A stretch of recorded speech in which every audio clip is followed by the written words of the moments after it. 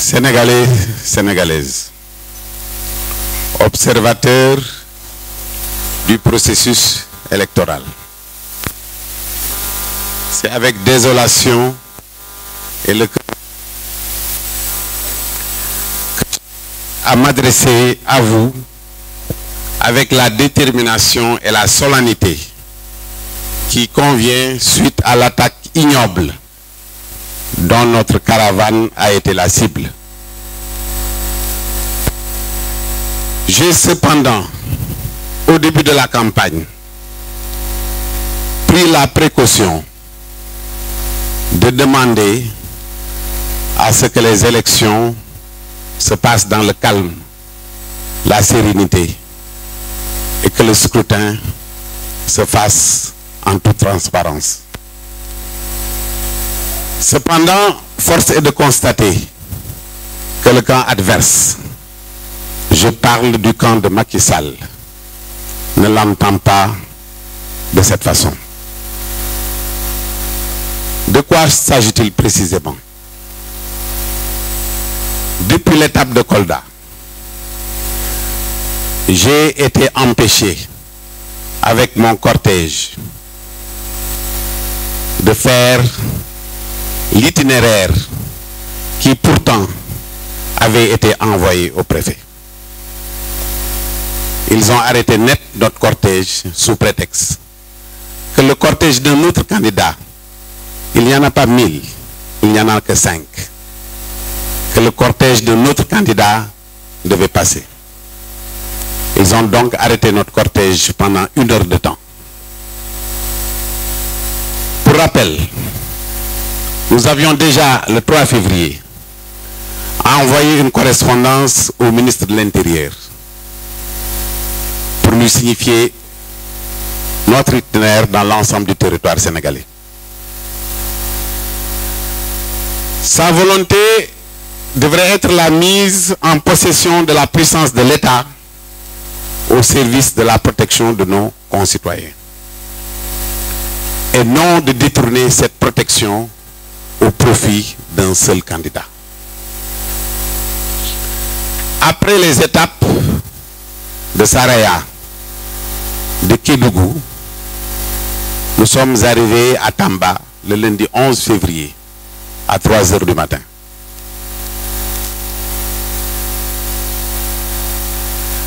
Quand nous nous sommes réveillés, nous avons entendu par la presse qu'il y avait des altercations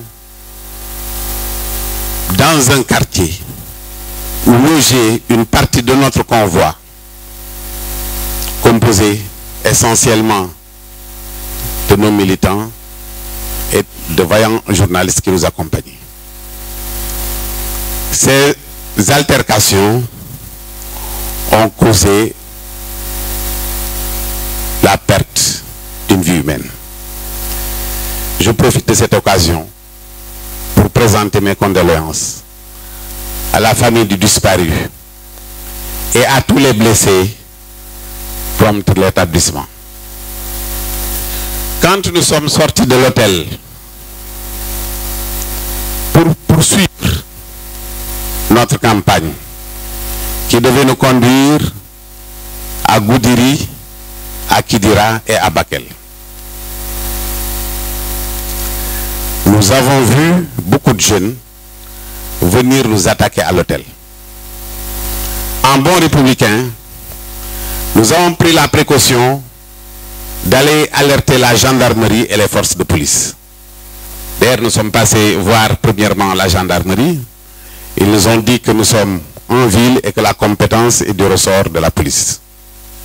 Nous sommes allés voir la police qui nous ont demandé de faire bouger notre cortège jusqu'au milieu d'un pont et ils nous ont demandé d'arrêter le cortège. Nous pensions qu'ils étaient là pour nous protéger. Oh que ni, c'était tout le contraire. Ils ont barré le cortège pendant plus d'1 heure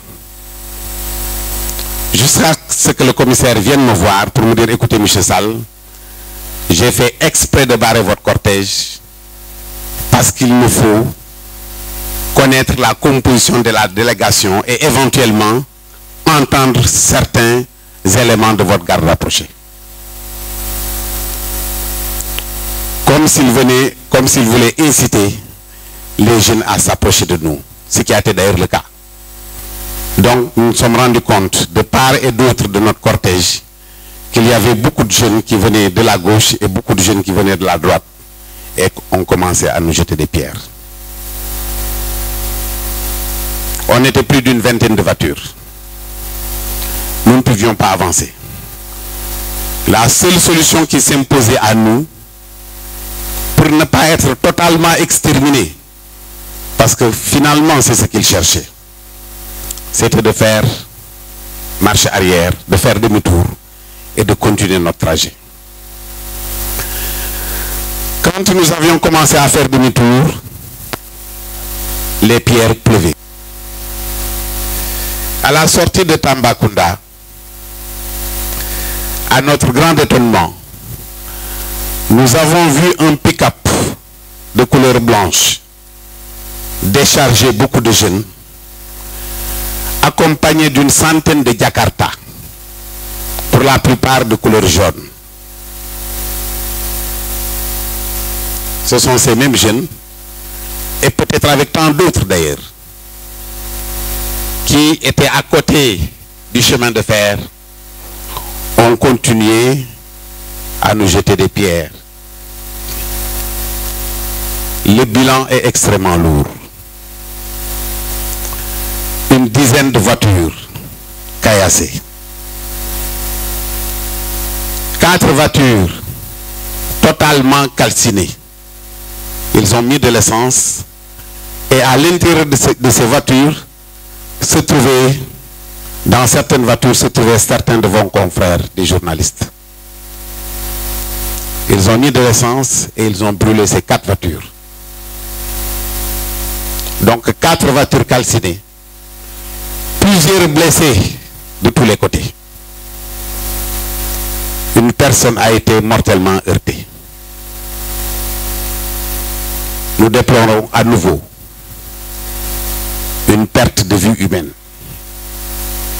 Nous présentons donc nos sincères condoléances à la famille du disparu et aux blessés, agents de sécurité, journalistes, membres du cortège, bon rétablissement. Je profite de cette occasion pour dire que n'eût été la bravoure de nos agents de sécurité, nous serions tous morts.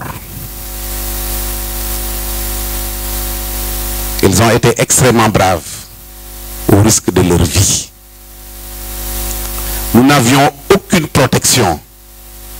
Tout au contraire, nous avions senti dans cette affaire une complicité du commissaire de police de la commune de Tambacounda. Nous n'avions aucune protection, n'est-ce pas, des forces de l'ordre. Nous avons donc continué notre petit bonhomme de chemin sur Goudiri et Kidira. C'est quand nous sommes arrivés à Goudiri que la gendarmerie a commencé à nous prendre en charge. Naturellement, si vous me suivez bien, rien à Tamba, rien au moment où tout le caillassement se faisait. Ce n'est qu'à Goudiri que la gendarmerie a commencé à nous prendre en charge. Nous avons quitté Goudiri, cap sur Kidira. À l'entrée de Kidira,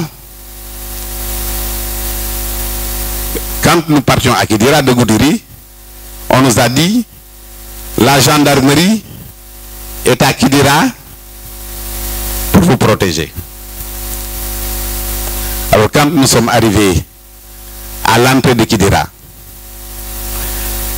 ben, nous avons vu 17 véhicules de gendarmes. Naturellement remplis, 17 véhicules remplis de gendarmes, armés jusqu'aux dents. Nous nous sommes dit, écoutez, c'est peut-être pas pour nous protéger qu'ils sont aussi nombreux. Mais le colonel s'est approché de moi. Il m'a parlé pour me dire, écoutez, M. Sall, sur instruction du procureur, nous devons entendre votre garde rapprochée. C'était tellement simple de nous le dire depuis très longtemps. Mais nous n'avons aucun problème. Mais j'ai dit, mon colonel, pas de problème, mais ils sont là, vous pouvez les entendre. Ce qui a été fait. Je pense qu'à leur grand étonnement d'ailleurs, ils se sont rendus compte que les informations qu'ils ont dû recevoir avant de nous voir n'avaient rien à voir avec la réalité. Ils ont trouvé un cortège calme, serein, très décontracté. C'est après cela qu'ils ont pris 23 éléments de ma garde rapprochée qu'ils ont amenés à Tamba pour audition. Entre-temps d'ailleurs, j'ai entendu par la presse le candidat Macky Sall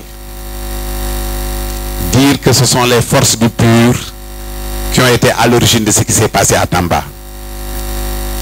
Je me demande d'ailleurs de ce qu'il fait de sa responsabilité comme responsable de l'exécutif. Peut-il être président de la République? Peut-il être président de la République et s'occuper en même temps de la justice et s'occuper en même temps du législatif, comme il a d'ailleurs l'habitude de le faire? Quand un dossier est en instruction au niveau de la justice, je pense que tout le monde doit s'abstenir de parler, y compris lui.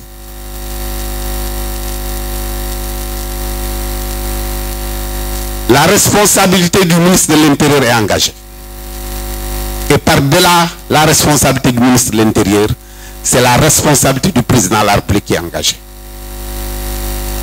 Je reviens là-dessus et je le rappelle, n'eût été nos propres forces de sécurité, certainement la protection qu'ils nous ont donnée actuellement ne servirait qu'à protéger les 3 autres candidats restants, étant entendu un communiqué du ministre de l'Intérieur qui dit que tous les autres candidats, naturellement pour être plus précis, il devrait dire tous les candidats de l'opposition seraient à partir de maintenant pris totalement en charge par les forces de sécurité.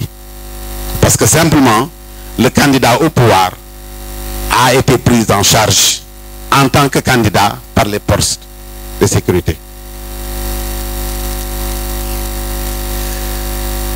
C'est ainsi que nous avons constitué un pôle d'avocats composé des maîtres suivants: Ousseynou Gaye du barreau de Dakar,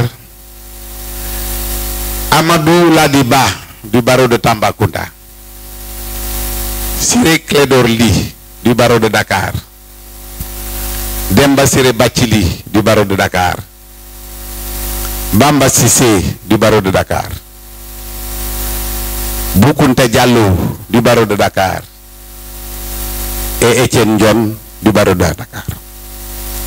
Ces conseils nous serviront de prendre en charge nos camarades qui sont actuellement en audition à Tambacounda et de voir la conduite à tenir relativement à l'irresponsabilité de l'État du Sénégal, à l'irresponsabilité du ministre de l'Intérieur, à l'irresponsabilité du commissaire de police de Tambacounda et à l'irresponsabilité de toutes les personnes qui ont participé à cette odieuse affaire. Au moment où je tiens cette conférence de presse, seule ma garde rapprochée est en train d'être entendue et certains éléments de mon parti. Aucune autre personne n'a fait l'objet de convocation ou l'objet d'audition.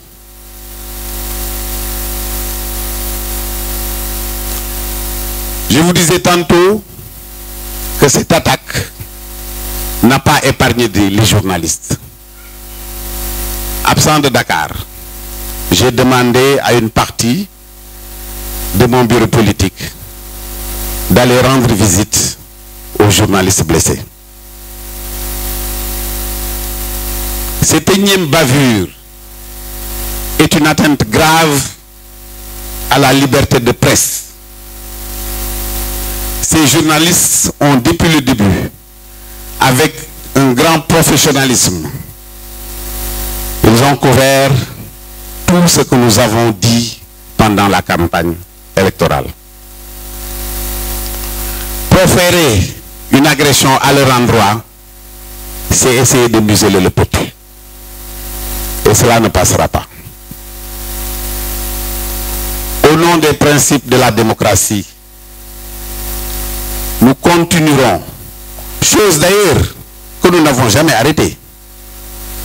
Entre-temps, j'ai entendu que le PUR a arrêté sa campagne, il n'en est rien du tout.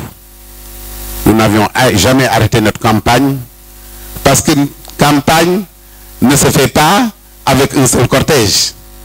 La campagne se fait de façon parallèle et au moment où je vous parle, il y a des centaines de campagnes qui se font à mon compte à travers le Sénégal. Il aurait fallu, quand cet événement, un événement aussi douloureux que l'événement de Tamba arrive, que je puisse ne serait-ce que pendant 2 jours rappliquer. Tenez-vous bien, il nous a fallu faire 24 heures de voyage de Kidira à Dakar. Nous l'avons fait exactement pendant 24 heures pour venir à Dakar.